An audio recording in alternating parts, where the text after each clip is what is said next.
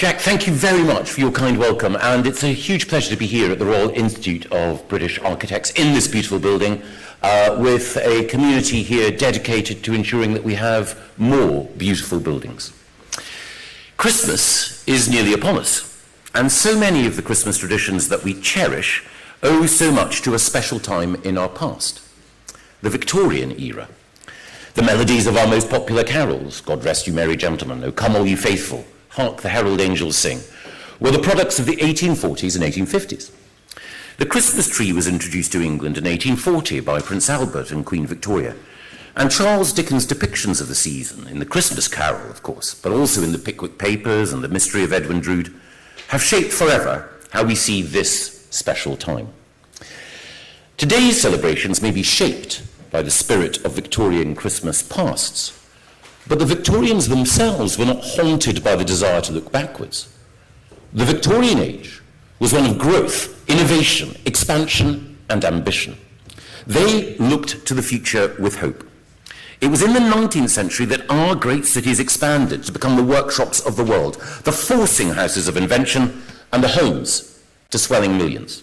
London spread east as the Docklands became a window to the world, west to graceful suburbs such as Holland Park and Notting Hill, north to embrace villages such as Highgate within its ambit, and south from Clapham to Crystal Palace. It became the greatest city on the globe. And it was joined by others. The Manchester of the Free Trade Hall and the Halley Orchestra, the Birmingham of Chamberlain and the Jewellery Quarter, the Newcastle of Richard Granger's Grey Street and the Armstrong Works, the Leeds of John Marshall's monumental Temple Mill, George Gilbert Scott's Church of St John the Evangelist, and the first electric tram network in England, all testament to a future-facing embrace of development and growth. And it seems to me that in that spirit, we can embrace a better future. I want us, as a nation, once again, to be always in the forefront of innovation, to be reimagining and regenerating our great cities, to be commissioning new homes of beauty designed to endure, to be planning new urban quarters which buzz commercially and attract talent, to be providing the new infrastructure which accelerates growth, to be building, growing, daring. I want us to fall back in love with the future. Because the truth is that while the last 13 years has seen growth, regeneration and innovation flourish across much of the country, it has not extended far enough. We have not grown fast enough. My department, the Department for Levelling Up Housing and Communities, is on a mission to ensure that we see growth spread across the country. More towns and cities regenerated, more communities empowered to grow, more homes built, and more innovation unleashed. That's why we passed the Levelling Up and Regeneration Act, which Jack referenced earlier. It's why we're spending billions on urban regeneration, while we have a new approach to nationally significant infrastructure projects, led by my brilliant colleague Lee Rowley, and why he and I today publish our new National Planning Policy Framework.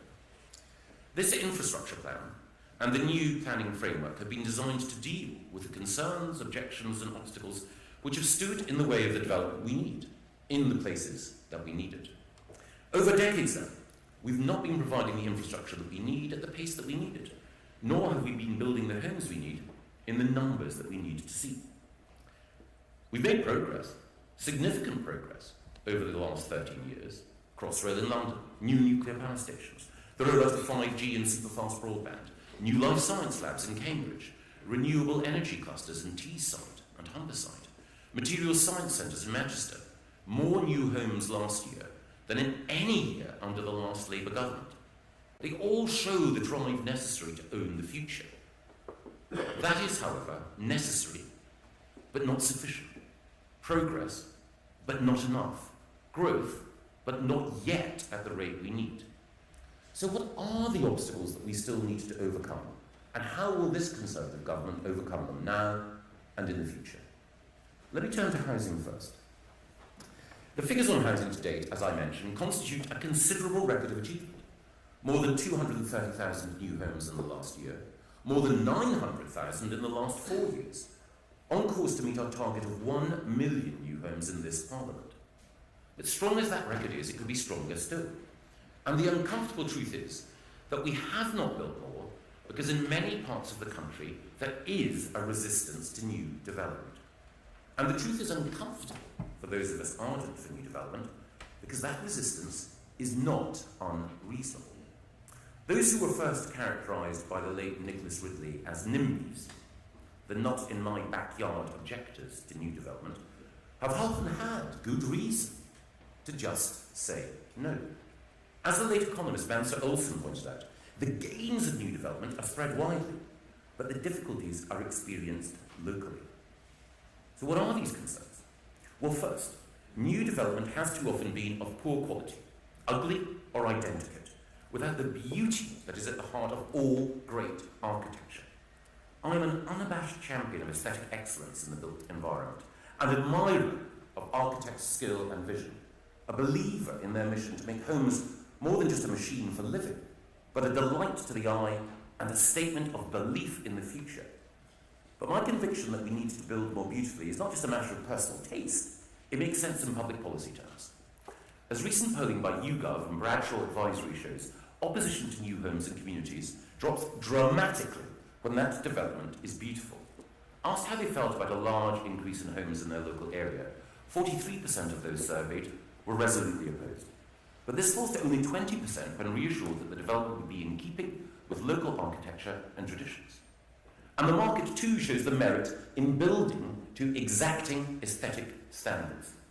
Panbury, the development which His Majesty the King championed, and which was so carefully master planned next to Dorchester, is not to everyone's taste.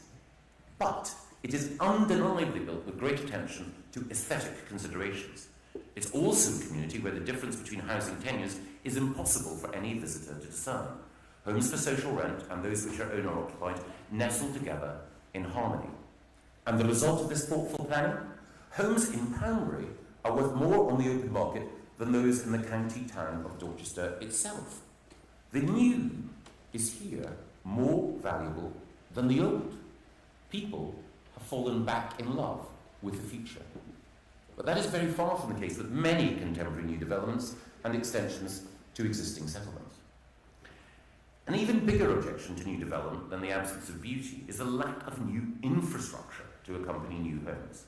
Existing communities which see new homes built too often do not see the new primary care and GP surgeries, schools, road improvements and other amenities which should follow. They experience development as additional pressure on school places, longer waiting times for appointments and treatment, greater congestion, and impaired quality of life.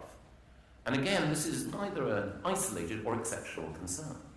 That same recent YouGov polling that I referenced a moment ago makes this point starkly.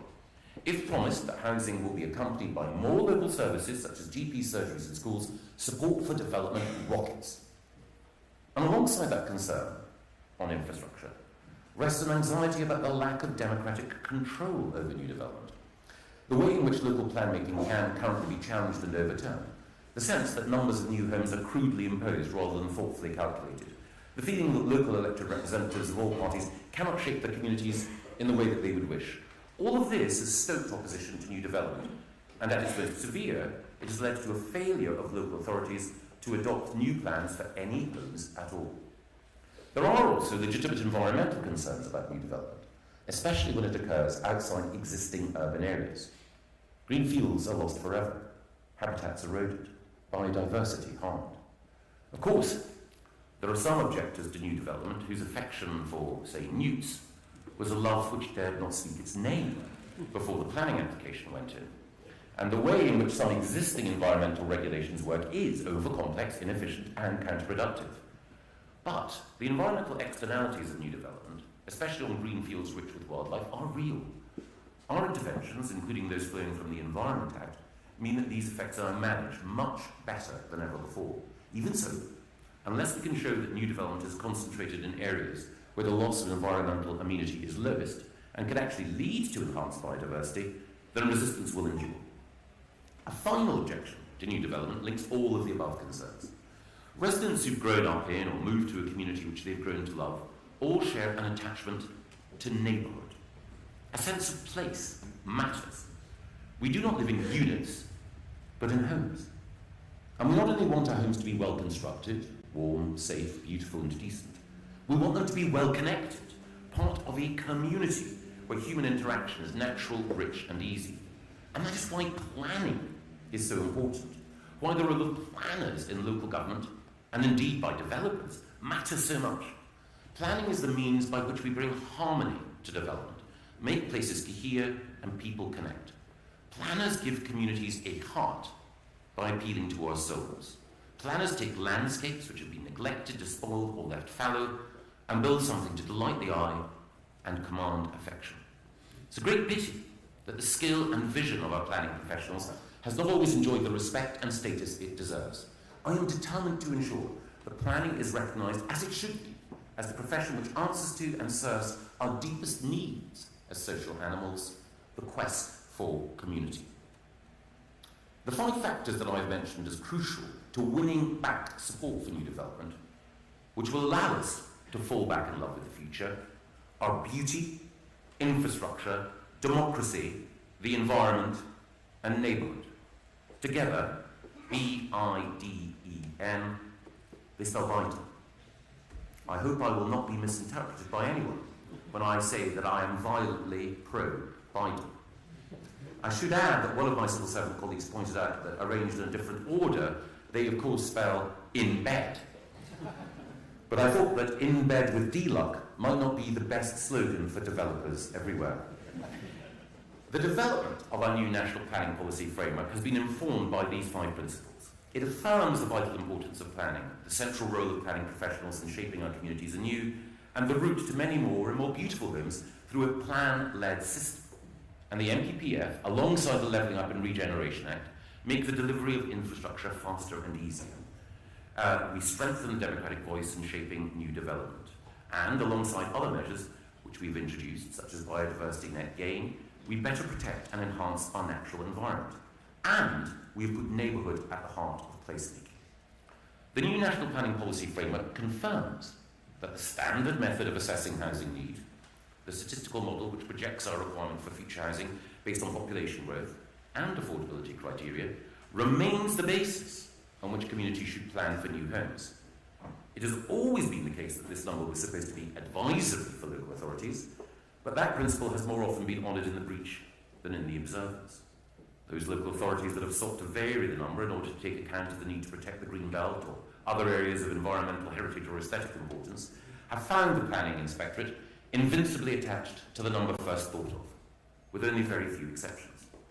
The new MPPF now more clearly upholds the spirit of the original intention. Local authorities have the comfort of knowing that they need not redraw the green belt or sacrifice protected landscapes to meet housing numbers. But let me be clear. While this is a more robust assertion of previous principles and protections, it is not a route to the evasion of responsibilities. Local authorities must provide rigorous evidence justifying their departure from assessed housing need. They must do everything to identify other land suitable for development, and while the Planning Inspectorate will respect well-made cases, it will not accept undershooting that is not firmly rooted in environmental or other safeguards. This is about sensitive adjustment in meeting targets, not their abandonment. And to incentivise further the early adoption of robust plans, with a strong pipeline of future homes, we will ensure that any local authority which has an up-to-date plan in place demonstrating how houses will be built over a 5-year term will be afforded new and stronger protections from speculative development occurring in areas which the local community has not zoned for development. And these protections will be supplemented by changes to the housing delivery test. This test acts as an assessment of an authority's previous 3 years of housing delivery, and where there has been under-delivery, consequences rightly follow. All authorities will continue to be subject to these consequences, producing an action plan for improvement where their delivery falls below 95% of need. And they will become subject to the presumption in favour of sustainable development where delivery falls below 75%. However, the 20% buffer which an authority needs to add to its housing land supply where housing delivery falls below 85% of its requirement will now only apply to those authorities that do not have an up-to-date plan in place. So all of the incentives are clear. You should have an up-to-date plan in place. And the new framework also places beauty and sensitivity to the existing built environment at the heart of plan making. Local authorities have licence to resist insensitive over-densification in areas with a defined character, whether that's the suburbs of Bexley or Barnet, through the adoption of appropriate design codes. And we have made the much wider adoption of design codes both easier and more attractive through the work of our new public body, which champions beauty in building, the Office for Place. And, in tandem with the Levelling Up and Regeneration Act, the MPPF also facilitates the delivery of new infrastructure. Our infrastructure levy will not only give local authorities additional resource to fund public services, it will also actively incentivise development in urban areas where schools, surgeries and transport links already exist. Incentivising urban development and regeneration, about which I'll say more in a minute, also of course helps safeguard nature. But because we recognise there will always be cases where development must occur on greenfield sites, our new biodiversity net gain tariff will ensure that any loss of habitat is more than made up for by developer investment in new or recovered landscapes, which will be homes for wildlife restoration. Our new framework also strengthens the protections afforded to neighbourhood plans, even where local planning authorities have failed to put their own plans in place. And it respects the special circumstances of island communities and recognises the importance of prime agricultural land. There are many other updates in the framework we are publishing today that will also bolster supply, of course, including the greater promotion of small sites for self and custom-built homes, and increased flexibility for upward extensions in the form of mansard roofs. Throughout, we have striven for the balance that facilitates desirable development, constrained by appropriate protections. And that is a balance that I am confident we have struck. These changes, taken together, ensure that new homes will be more beautiful. They deliver more new infrastructure. They strengthen democratic involvement in the planning system. They enhance the built and natural environment and enable us to both protect the character of existing neighbourhoods and build attractive new neighbourhoods. And because we've listened to thoughtful and measured concerns about how the planning system has worked and made sensitive, practical improvements, there is now no excuse for any local authority not to have a plan in place. No excuse not to ensure that homes are delivered swiftly and efficiently through their plan, and no excuse for leaving communities and the next generation without the homes they need. And that's the difference between the Conservatives in government and Labour. We've listened to the concerns of communities, including actually members of the Shadow Cabinet, about new development. We're doubling down on making it easier to build homes on brownfield sites where people want to live. And we are, as I will demonstrate, taking on the vested interests and the slow actors in the planning process. Well, I'm afraid, as we saw recently, Keir Starmer actually instructed his party to block the release of 100,000 new homes. I fear that Labour have failed to back the builders and first-time buyers at every opportunity. Conservatives, by contrast, have tackled the reasonable concerns which have sometimes stood in the way of new development and have a plan for future development as well. And we will now be just as rigorous and robust in rooting out the delays, blockages and bad practice in our planning system as ever. I will make sure that every local authority is held to account for delivery against its plan, for the speed with which planning applications are processed, and also the rationality of their decision-making. At the Department for Education, I saw that nothing so concentrated the mind of system leaders as sharper accountability. Rigorous inspection, robust league tables. And I will apply the same principles and approach to the performance of local planning authorities. We will publish league tables revealing the real performance of local planning authorities, the speed with which they respond, the level of approvals, their delivery against targets. We will ensure that these league tables reflect how the system is gained at the moment by some. Some authorities use so-called extension of time agreements, that is to say, an insistence on delays to slow down the system. Developers have little option but to agree to such delays or face the frustration of their plans altogether. Strip these agreements out of the system, and in the 2 years to September, only 9% of local authorities determined 70% or more of non-major applications within the statutory 8-week period. On major applications, it's even worse. Strip out the extension of time agreements, and only 1% of local authorities managed to get through at least 60% of planning applications within the statutory 13-week period. By revealing how many planning applications are actually processed within the proper time limit, and how many simply appear to be because of the use of these extension of time agreements, we will more clearly identify the good planning authorities and those who are hiding behind these agreements to mask their dilatoriness. Because I'm so concerned by the ballooning use of these agreements and the delay that they cause, particularly for non-major applications, where their use has jumped more than fourfold in under a decade, I will take action now. I intend to constrain their use, including banning them for householder applications, limiting when in the process they can apply, and prohibiting repeat extension of time agreements. And these are all measures on which we will consult shortly. By using league tables to more rigorously identify those who are actually strong performers in the system, who resist the use of these agreements, we can also more easily identify the good practice that they exemplify in other ways and spread it across the system. And we know that at the heart of good practice is respect for the professional judgment of planners. Their role is critical in local government, but their expertise is often undervalued by some local authorities. The respect which should be accorded to their thoughtful decision-making is not always apparent. There are too many instances where planning committees overturn their planners' recommendation for approval of new development, even when the proposal is entirely in line with the local plan and its policies. When that happens, the developer understandably appeals the judgment and almost invariably wins. The local authority will end up paying costs, diverting council tax money away from vital services. And the new homes that we need will have been delayed, impoverishing everyone. So we will lay out the details of which local authorities are most promiscuously rejecting planning applications against officers' advice. And we will make transparent the amount that it is costing the local council taxpayer. Local authorities, like Liberal Democrat-run Waverley, have spent hundreds of thousands of pounds of local people's money defending their decisions to reject appropriate development. And the cases that you lose again and again are money down the drain for local people. And such behaviour needs to be called out. So local authorities must have a plan in place, must deliver against it, and must demonstrate fast and effective performance. And central government is providing the resource to make the system work better. The significant extra funding for local authority planning services announced at the autumn statement is coming through.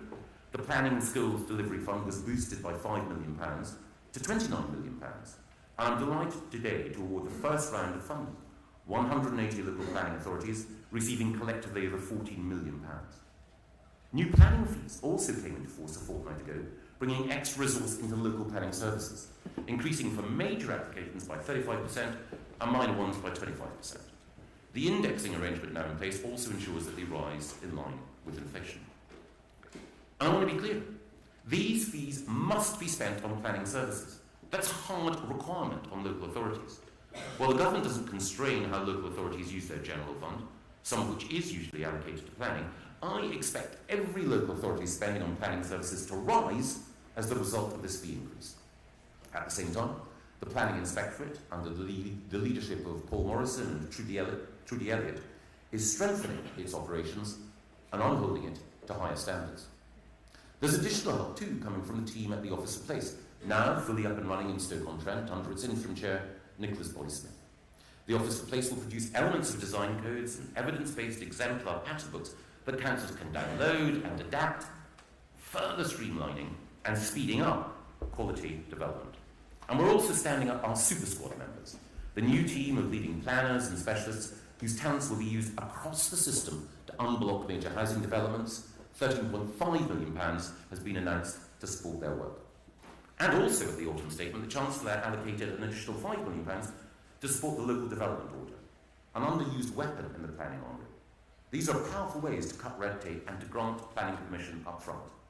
Somerset Council is using a local development order to transform a brownfield site off the M5, the former Royal Ordnance Factory, into a new enterprise zone, creating up to 1.1 million square metres of advanced manufacturing and smart campus space. We want to see more local authorities embracing what Somerset have done, but I recognise that for many authorities, using a novel tool with the prospect of a loss of fee income can be daunting.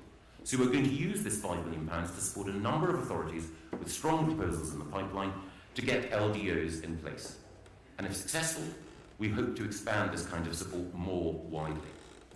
So there's support from my department and the Treasury with additional cash, expertise, and greater flexibility in the use of planning tools. And I know that the majority of local planning authorities will use this additional support to deliver a better system and to accelerate development.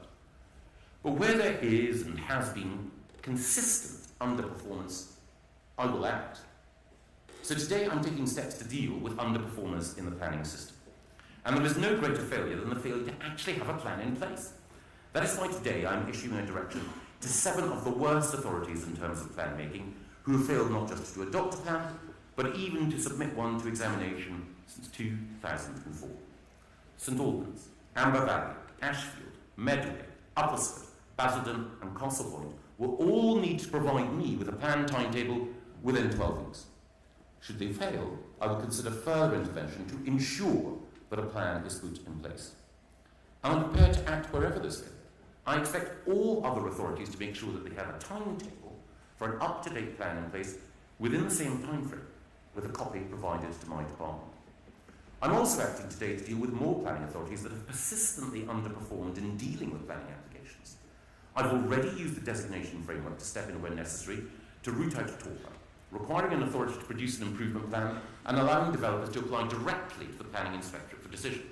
Today, I'm designating another 2 district councils for poor quality decision making, Chorley and Fareham. I will be reviewing the current criteria and thresholds for designations to make sure that we're not letting off the hook authorities that should be doing better. And we're also today publishing the full results of the 2022 housing delivery test, and that will see 20 local authorities become subject to the presumption in favour of sustainable development as a consequence of their poor housing delivery. But I recognise that performance is not just a concern in local authorities. I'm also worried about delay and procrastination with statutory consultees. Now, statutory consultees are an important check and balance within our planning system, safeguarding the environment, respecting heritage, ensuring health and safety considerations are properly taken into account. All matter to me, but the performance of Natural England, the Environment Agency, Historic England, and other arm's-length bodies needs to improve. A superficial glance at the statistics suggests that most statutory consultees respond within the expected 21-day limit. But look a little closer, and you can observe the regular use of holding responses. Effectively, and I'll get back to you later, acknowledgement. It meets the headline target for a response, but it disguises foot dragging and delays development. The wider public interest is poorly served by this. We're helping statutory consultees to do better. Thanks to the Levelling Up and Regeneration Act, we are already acting to allow them to charge for pre-application advice. And that will have the twin benefit of tackling problems upstream for developers and reducing the flow of downstream requests from local authorities. I'm clear that I expect both local authorities seeking advice and the consultees providing it to be judicious and pragmatic in their approach, because too much caution serves no one's interests. But more is needed. So today I'm asking Sam Richards to lead a rapid 3-month review into the wider statutory consultee system. Sam's an energy specialist and a green hero. He understands the need to protect the natural world. But with his experience of government at the highest level, he will ensure that unnecessary delay everywhere is tackled comprehensively. Sam will look at whether the current group of consultees is right, whether the performance reporting is effective, and whether the absence of a reply within an appropriate timeline should be treated as a green light rather than a red one. Sam will report back to me and the Chancellor, and we will then seek to act on his recommendations in the new year. I've spoken a great deal this morning about the need for all of us to do better for people and communities, and in recognising this, I accept that His Majesty's Government must also raise its game, in particular, in relation to infrastructure delivery. My colleague Lee Rowley has been leading the work. His paper, Getting Britain Building Again, Speeding Up Infrastructure Delivery, outlines what more we need to do. The plan that Lee has put together commits government to speed, certainty, simplicity, and a focus on delivery. And it sets out what that means in practice. We are changing the planning process for national infrastructure, aiming to cut up to 5 months off the consenting process for nationally significant infrastructure projects. And we're building the capacity and capability of local authorities and arm's-length bodies to deal with these projects. We know also that having up-to-date national policy statements matters in facilitating delivery. And new national policy statements on energy and national networks will be in place before the end of this financial year, supplementing the national policy statement on water resources that was designated this September. We're also streamlining and standardising the process for reviewing these policy statements. We'll be publishing spatial data on major infrastructure projects for the first time, helping those involved to better understand the impacts on local places, communities, and the environment. And we're undertaking a 3-month review that will look at whether more 24/7 working should be applied to large infrastructure projects in the UK, drawing on lessons from countries that have already taken this step, such as Spain. And we will look to tackle some of the uncertainty in the system that flows from judicial reviews, knowing that even unsuccessful challenges can delay a project for years. A scheme to improve the A428 and speed up journeys between Milton Keynes, Bedford, St Neots and Cambridge has just been delayed for another year by judicial review. And as we do all of this, we must continue to learn from the best thinkers outside government, such as Professor Ben Flyberg, who's dedicated his career to researching how to plan and manage mega projects, from Olympic Games to the development of cities. And cities is where, as I laid out in our long-term plan for housing, we must concentrate more of our new development. As Edward Glaser, the great urbanist and author of The Triumph of the City, has written, cities enable the collaboration that makes humanity shine most brightly. The agglomeration effect, the economic growth that comes when talent is concentrated, occurs most powerfully in cities. Efficient use for precious land for development happens most effectively in cities. Environmental protections are stronger when populations live in close proximity, in cities. That's why we are using central government's convening power and billions of pounds of public money to supercharge development in our cities, through programmes such as the Brownfield Infrastructure Land Fund and other resources allocated through Homes England. We're delivering the biggest urban regeneration programme for decades. We're working in Wolverhampton, Blackpool, Sheffield, Birmingham, York, Manchester, Leeds, London and Liverpool. We'll be saying more in January about further steps that we will take to drive forward urban regeneration nationwide, to provide the homes we need in the places where people want to live and where we can best boost economic growth. But today, I want briefly to outline further steps we're taking in 2 critical locations to deliver growth. First, London. Radical action is required in London, where the homes we need are simply not being built. In the last 3 years, the average number of net additional dwellings provided by the Mayor has been just 38,000. That's 15,000 fewer homes every year than the Mayor's own target in his London plan. Not only that, but it was over 63,000 homes lower than actual need last year, as calculated by the standard method, the target setting process by which we hold other local leaders to account. This has a significant effect on the availability of homes for those who wish to live and work in the capital. London's house prices remain the most expensive in the UK, at an average of £537,000. An average. London has the lowest level of home ownership in the country, the highest number of renters, and the greatest number of people in temporary accommodation, including over 80,000 children. We're pumping billions of pounds of central government money into building affordable homes in London, but the Mayor's approach is frustrating delivery. I'm strongly in favour of affordable and social housing, but the Mayor's requirement for such a high percentage of affordable homes in every new development imposes such significant costs that in many cases development doesn't go ahead at all. And so we get no new homes and no new affordable homes. London boroughs, which have recently gone Labour, such as Westminster and Wandsworth, are now only exacerbating this problem. I said in July that I wanted to work with the Mayor to tackle this worsening crisis, and I still do.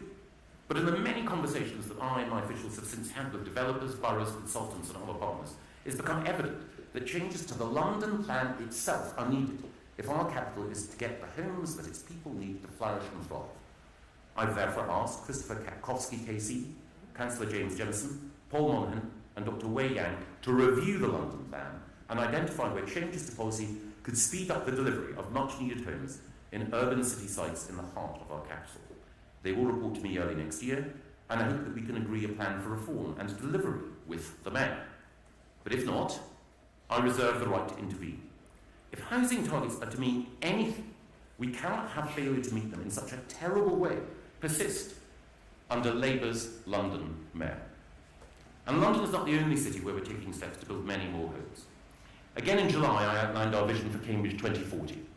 A new urban quarter, one truly plugged into the existing city rather than simply orbiting it, with beautiful neoclassical buildings, rich parkland, concert halls and museums providing new homes for thousands each year.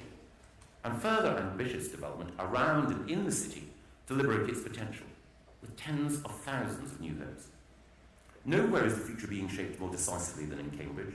Its global leadership in life sciences and tech is a huge national asset. But until now, as I pointed out, its growth has been constrained. Lab space and homes for the scientists, the technicians and the support staff who power innovation have not been provided in the number, at the scale, or with the pace required. That's why I appointed Peter Freeman as chair of the Cambridge Delivery Group in July, and since then he's been working flat out to deliver our vision for the city, in collaboration with local leaders and representatives. Delivering our vision means laying groundwork for the long term, and that starts now. We will establish a new development corporation with a broadly based board to steer its efforts. These we will arm with the right leadership and the full range of powers necessary to marshal this huge project over the next 2 decades, regardless of the shifting sands of Westminster. We recognise that the scale of development we're talking about will require upfront investment that is commensurate with our level of ambition across both the public and private sector. And we must also ensure we have an approach towards water that reflects the nature of Cambridge's geography. That's why we're announcing today new steps to help manage demand for water in new developments, and we will say more about new sources of water supply in the new year. Because our vision for Cambridge is going to exemplify what it means to fall back in love with the future. It's going to set the standard for how we protect and preserve what makes a city special, and also how we design and equip it for the century ahead. I began by recalling how much we can learn from the Victorians and their spirit of endeavour and ambition, their belief in progress and their restless quest to innovate and improve. I believe that we can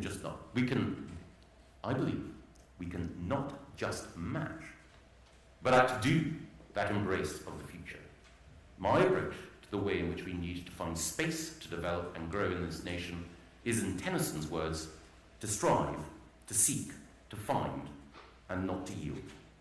And it is in that spirit that I want us all this Christmas to fall back in love with the future. Thank you.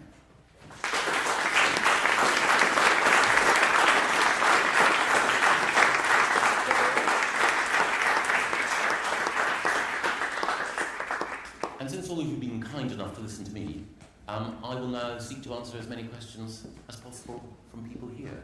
And I think I have a list of some of the people who've been kind enough to come here. Iona Wells from the BBC, I think. Thank you, Secretary. By telling councils that they don't have to stick to local house building targets, that they can reject developments on the green belt or ones that change the character of their area, are you caving to pressure from within your own party rather than prioritising national housing needs? And separately, if I can, Michelle Moan said that she contacted you personally at the start of the pandemic to offer the help of PPE MedPro. Why didn't you correct the record when for months she denied involvement in that deal? Two very important points. On the first, absolutely not. As I hope I laid out in my speech, there are perfectly reasonable reasons to resist development if it is unattractive, if it's unaccompanied by infrastructure, if it dramatically changes the character of an area, if it harms the environment. It's only right that local people should have the chance, through the planning system, to safeguard the environment and to protect the character of the places in which they live. But as I made clear, sensitive adjustment is not evasion or abandonment. It has always been the case that the housing targets that we've had have been an advisory starting point. We reaffirm that today. But what we also do is make clear that now there is no excuse for not having a plan in place, no excuse for not delivering against that plan, no excuse for not making sure there is more housing need. And we're providing the resource in the planning system and the tools for local authorities to deliver. I should say, as I mentioned, that we have, over the last 7 years, delivered more homes in every year than Labour ever did when they were in power. So what we have today is a plan that meets the concerns of reasonable people about insensitive development while supercharging development across the whole country. With respect to Baroness Moan, as I'm sure you know, there is a National Crime Agency inquiry going on. I've cooperated with that inquiry because I want to ensure that it reaches its conclusion quickly, that justice can be served. And if there are further questions to ask about PPE procurement, and I believe the government has a strong record, then I'm more than happy to do so with the COVID inquiry. If I can turn now to Tamara Cohen from Sky. Thank you, Secretary. Brandon Lewis told Sky that Conservatives risk losing a generation of voters by not building enough houses. Do you agree? And since dropping national housing targets, we've seen the number of applications for housing fall significantly. Have you simply created a NIMBY's charter? Thanks, Tamara. I agree with Brandon that we do need to build more. For me, it's not about voters. It's about the national interest. So it is absolutely the right thing to do for us to build more homes, and we have been. The recent contraction in the number of planning applications being put forward, and it's important to recognise that the drop in approvals is a result of the number of applications being put forward, has been principally as a result of the broader economic headwinds that the world is facing. Higher inflation, higher interest rates, more expensive mortgages has meant entirely rationally that developers have put in fewer planning applications, and as a result, the future pipeline for homes has been narrower than anyone would want. But it's because we've been so successful in fighting inflation, because the Prime Minister and the Chancellor have brought it down, that interest rates in due course can reach the levels which will enable us to reach the targets that we want to reach. And many of the thoughtful points that Brandon has made, and that other think tanks like Policy Exchange have made, have been incorporated into the approach that we've taken in the speech that I outlined today. Next, Chris Hope from GB News. Thank you, Mr. Gove. Two quick questions. You say you built 230,000 homes in the past year. How many more homes will be built now from your plans now today? Single number, please. 1.2 million more will arrive in the 2 years to June 2023. Has your failure to deal with record net migration made this housing crisis worse? Will you apologise? Thanks, Chris. I believe, and I mentioned to colleagues in the Times today, that once we get back to a normal level of interest and mortgage rates, that these changes will ensure that we meet our 300,000 a year target. I'm confident of that. When mortgage and interest rates are back to normal, as I think I've mentioned to you in the past, or to others, I once wrote a book called Michael Portillo, The Future of the Right, and that means I'm very bad at making predictions. But it is certainly the case that the mathematics is such that once we get interest rates back to that level, we'll see those homes built. And that will include self and custom-built homes and growth for small and medium-sized enterprises as well. On migration, the steps that the Prime Minister and the Home Secretary have announced in the last fortnight will deal comprehensively with the need to bring down both legal and illegal migration. The steps that we've taken in order to ensure that the earnings threshold for skilled workers has gone up, and the steps that have already been taken, the deal with Albania and the forthcoming legislation which the House of Commons will consider in committee on Rwanda, all of these together will help to reduce the level of migration, because as you quite rightly say, high levels of migration do place pressure on housing. And I think Noah Hoffman from Sun. Oh, sorry, yes. Thank you, Secretary of State. I'm sure you've heard National Treasurer Esther Ranson make very impassioned pleas to facilitate dying with dignity in the UK. What is your personal position on assisted dying? And do you support a vote in Parliament to change the law? And would you encourage Tory MPs to vote with their conscience? I have great respect and affection for Dame Esther. I take a slightly different view. I'm not yet persuaded of the case for assisted dying, but I do think that it's appropriate for the Commons to revisit this. I think it was in the last Parliament that we had a debate on it. As I say, I'm not yet persuaded, but I would want to listen to humility to Dame Esther and others outline the case. Nick Guttridge from the Daily Telegraph. Thank you, Mr. Gove. You referenced nutrient neutrality Yes. in your speech. Have you given up on any hope of scrapping those before the next election? Because they weren't in the King's Speech. You're right, they weren't in the King's Speech, and sadly, I didn't want to be too partisan in my comments, but sometimes you just can't help but draw attention to the failure of other political actors to live up to their own words. And it was deeply disappointing that Labour, having said that they were going to be on the side of builders, not blockers, when we brought forward legislation that would have unlocked 100,000 new homes, blocked it. Because of the way in which Labour are determined to thwart that legislation, We are incapable of bringing forward legislation at the moment, but I'm going to do everything I can to make sure that that commitment is in our manifesto, and when we win the next election, that I hope that we will be able to introduce that legislation. And I ask Labour to show a similar level of ambition in putting legislation like that in their manifesto. I have very low expectations, because there is nothing that the Labour Party have done which shows that they are taking seriously the need for new homes. Not a single one of their policies actually contributes to the faster and more effective delivery of new homes. It's a con job. Vicky Spratt. Oh, right, I can understand that. Kieran Stacey. Kieran Stacey from The Guardian.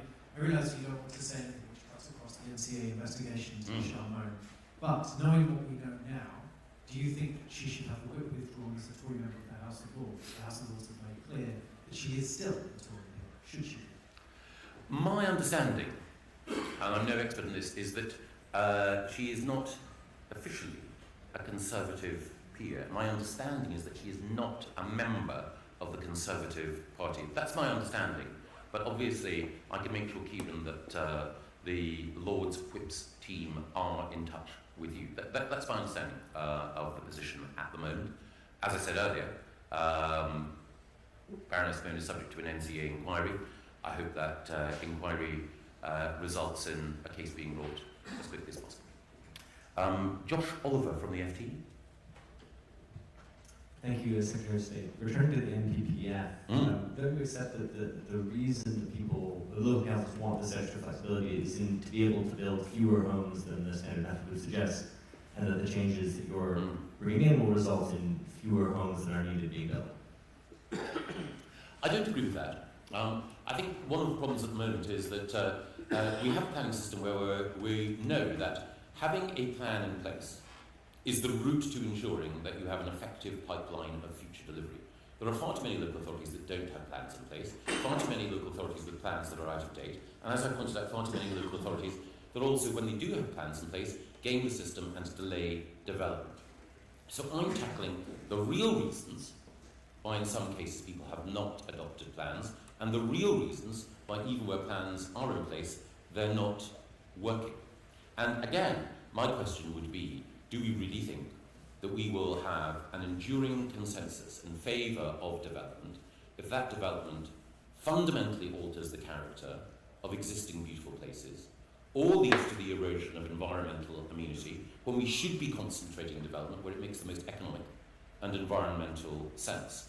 And I think it's important that the debate deals with the actual rather than the caricature, and that is what the NPPF and the policies that we put forward today aim to do. Damien Shepherd from Bloomberg. Yeah, thanks, Mr. Gove. Lots of demands on local authorities here who are clearly struggling financially. Is there enough staff in local authority departments to deal with all of these reforms? And if not, when will there be? I think that there are highly capable people in local government, great leaders, and in particular, great planners. We're providing additional resources today in order to bolster that through the Planning Skills Delivery Fund, through the escalation and planning fees, and I believe that the resource necessary to deliver will now be there, but I always listen attentively to those in local government, and we are consulting on the initial local government finance settlement at the moment, the provisional local government finance settlement. There'll be a final settlement in the new year. If additional resources are required, I'll be listening carefully over the next few weeks. And I think Jessica Frank-Keys from City AM would also like to ask a question. Jessica. Hi. City Council of London has built homes at a 20% higher rate than outside the capital, and that in fact part of the problem is Tory ministers intervening to block development. What's your response to that? Well, I love City. He's a great politician. But what I want to do is to help him to deliver. I think that the London plan that he's adopted is not the right plan for London. It's dramatically under-delivering against even the numbers that he says are right, never mind the numbers of homes that the standard method requires. So I'm here to help. And the team of 3 wise men and 1 brilliant woman that I've outlined today will report quickly. We will give Sadiq the chance to fulfil the ambitions that I know he has for more new homes in London. If for any reason he feels that he can't accept those recommendations, then I'll help him out even further by intervening in order to make sure that the London plan works. We sometimes have criticism of the government, acquiescing in people not meeting their housing targets. Well, there is nowhere in the country where housing targets are being missed by more than in London. So I hope it will be the case that my friends Angela Rayner and Keir Starmer will join me in saying housing targets can't be missed by so much by any local leader, and they will join me in making sure that Sadiq lives up to the ambition which I know he has. Are there other questions from anyone? Yes, absolutely. Matt. Thank you very much. Victoria Hills, Royal Town Planning Institute. Secretary of State, thank you very much for the strong recognition of the important role of planning and planners, and indeed the greater respect that they deserve. We warmly welcome today's announcement for the Planning Skills Delivery Fund. It's a much needed shot of the arm to clear the backlog that many local authorities have. Will you be able to make an annual commitment to this level of investment that's needed to bring back the 25% of local authority planners that have disappeared in the last 7 years? Thank you. The work that the RTPI and the TCPA do is invaluable. And we have lost planners at local government level. It is a problem.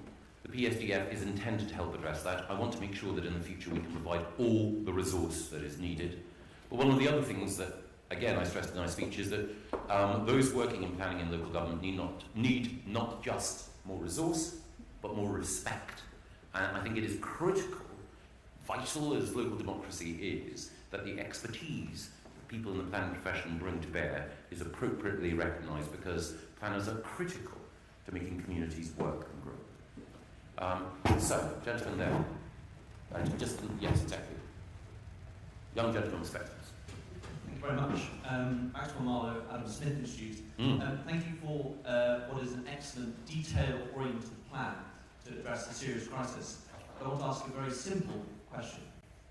Is Michael Gove a Yimby? Yes.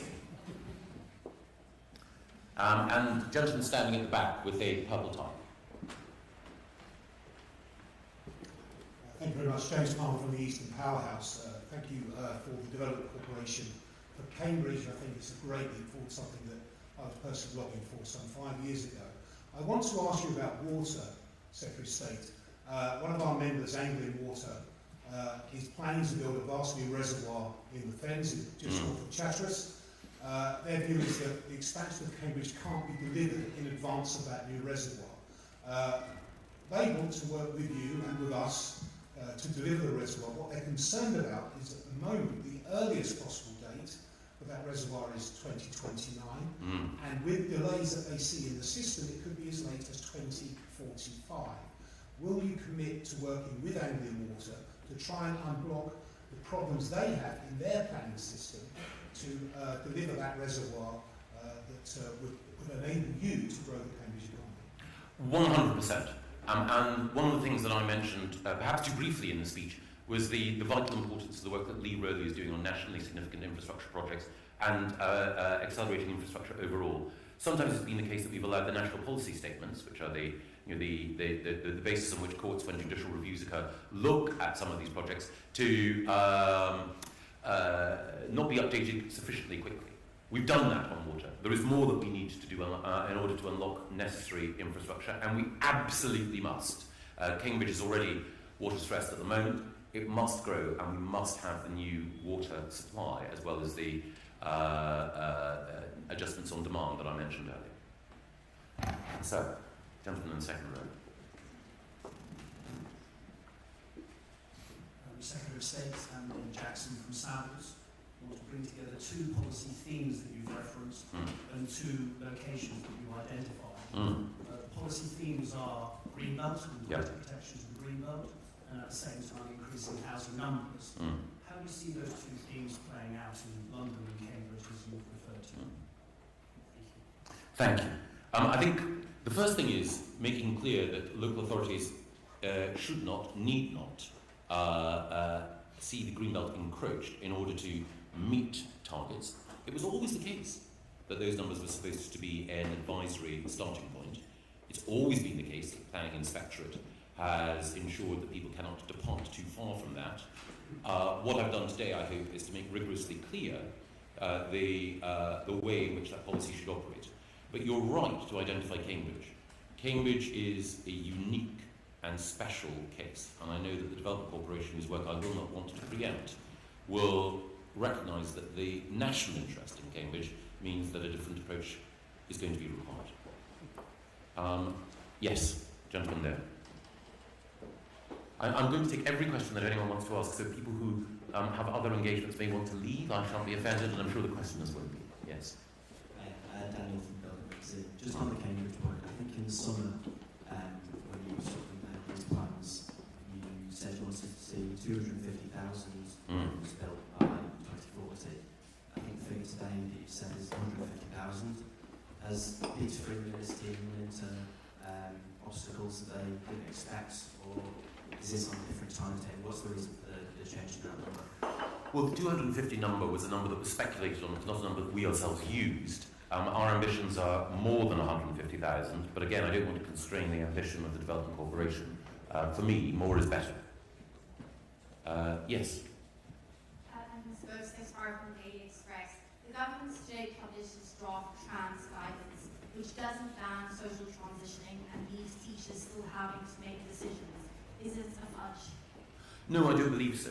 I believe it's the right approach to a sensitive issue, and I think that the Minister for Apologies has made clear the vital importance of recognising that in sport, in school laboratories, and in the classroom, that we don't have a culture or an approach which puts children at risk. And I think that the approach that Kemi has outlined is absolutely 100% correct.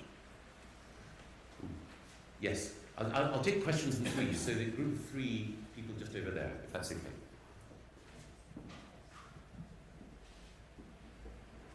Alex Kane from Planning Magazine. Given that the government rarely uses powers to intervene in houses that perform poorly in planning, despite several threats to do so over the past decade, why should councils believe that we will do so now? Because I have. And so today we're intervening in 9 separate local authorities. And my approach towards not just planning but local government is we listen sensitively to local government. We respond to their requests for greater freedom and more powers. We hold them to higher standards as a result. And when they don't meet those standards, then we intervene. That's the principle behind the interventions that we've seen when councils have allowed their finance to spiral out of control, like Birmingham. That's the case with those local authorities that don't have plans in place today. Yes? Charlotte Lynch from LPC. More than a fifth of earners are now renting, and wages are struggling to keep up with that. Almost 1 in 4 is spending at least 40% of their salary on their rent. Rents have gone up 22% in just 1 year. This is an increasingly volatile market. How do you propose to sort out this mess so people can actually afford to buy a home and get on the property market? Well, 3 things. The first thing is the pressure faced by renters, and indeed by landlords, and indeed by those who want to get on the property ladder, all flow from 2 things. Inflation, which has driven up interest rates, mortgage rates and rents, and a lack of supply. We're dealing with both. We're bringing inflation down, and we have measures today to increase housing supply for the long term. In the interim, however, we're also bringing forward our renters reform legislation, which means that, among other things, renters have the confidence of knowing that they will not be faced with extortionate rent increases as a result of the use of Section 21 and the threat of a no-notice. Sorry, an eviction without appropriate justification. No, it hasn't. Done. Andrew Badley Chapel from the National Custom and Self-Build Association. Could I start by thanking those in the media that have asked questions about housing, not about other things, given that it's important for today. My question is to say that we strongly support the sunlight remedy and the work you're doing in support of that. sector, but we have issues where that remedy is producing evidence of poor practice. Solihull, for example, has reduced its register from 590 to 7. So can we please ensure that Sunlight is backed up with action when wrong practice is identified? Thank you. You are absolutely right. Richard Bacon MP has also pointed out this issue, and we want to make sure that people do maintain an appropriate register, and that those the unmet demand for custom and self-built homes is met. And then, yes, lady over there, forgive me. Thank you. Fiona Howie from the Town and Country Planning Association. You talked a lot about the environment and biodiversity net gain, which is very welcome, but we would be really interested to know if there is anything in the revised NPPF in relation to enabling the planning system to do more around climate change mitigation and adaptation.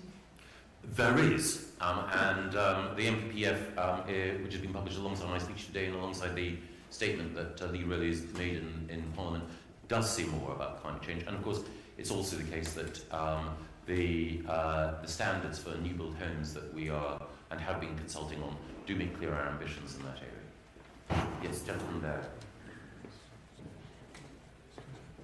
Thanks. Thank you, Secretary. I'm Mike Hyde, Chair of Planning Society. I want to ask you a question about strategic planning.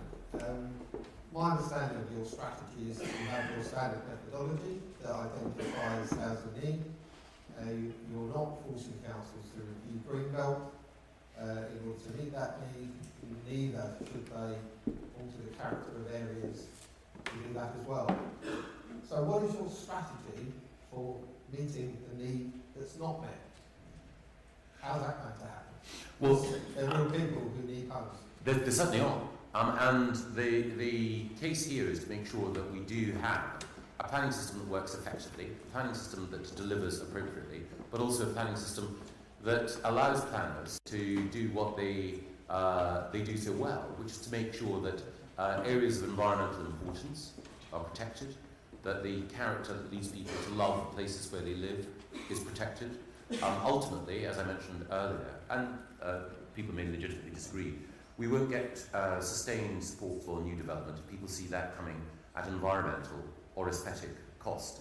There is a significant amount of land across the country that is capable of being thoughtfully developed, and local authorities will not be able to evade their responsibilities under the approach that we're outlining here. Yes, ladies. Thank you, Secretary of State. Alexandra Noto, I'm an independent commissioner at the UK Geospatial Commission and the Placemaking and Investment Director at Thriving Investments, which is a residential fund manager. You've alluded a number of times to the importance of quality decision making, and I'm sure you'll agree that that requires high quality data. And I think one of the things that we know is that often local authorities are dealing with out of date or inaccurate data. So I just wanted to ensure that you would continue to support the land use programme that the Geospatial Commission has been running, and working with GLUF and your department and others to try and actually build a database that is effective for a lot of the solutions that you're asking for. I couldn't agree more, and one of the things that I've been impressed by in DLUC over the course of the last 2 years is the way in which our use of data has moved on by leaps and bounds, and in particular the way in which data visualization has helped decision making at every level, and the Geospatial Commission are absolutely integral to that work. I think 1, 2, 3 in the back, and then Jack, I will give the final word.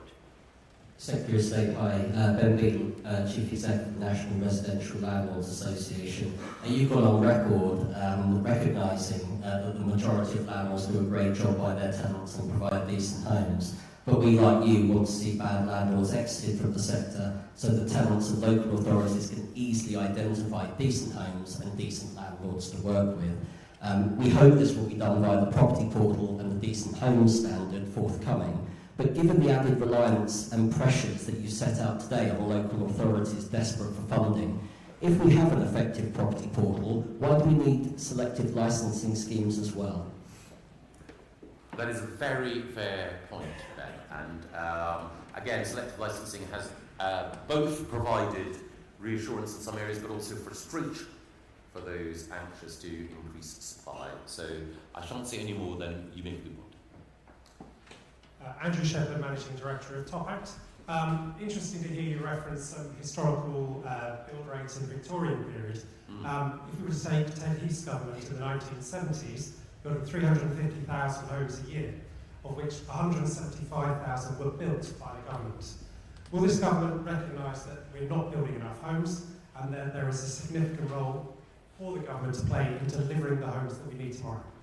Yes, I think that is true. I don't recognise those figures from Ted Heath's time. One of the problems, of course, is that Ted Heath's government was hit by a property bubble, wasn't it? It was the case that the rate of growth that was generated by Anthony Barber was unsustainable. But your central point, does government have a role to play? I absolutely do, yes.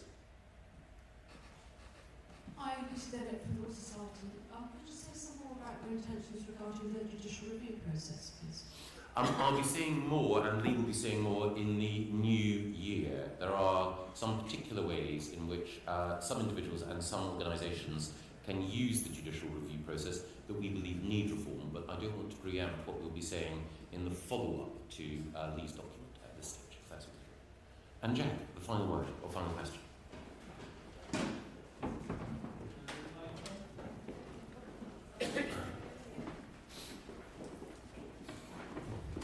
Thank you very much, and thank you for giving me the last question. Before I launch it, I'd like to say I couldn't be more pleased that you have chosen to come here to the RIBA to make this announcement today. Just assembling and putting together a planning application has become an extremely complicated process with a large number of specialist consultants involved in all sorts of fields, and of course consultations, which are entirely right.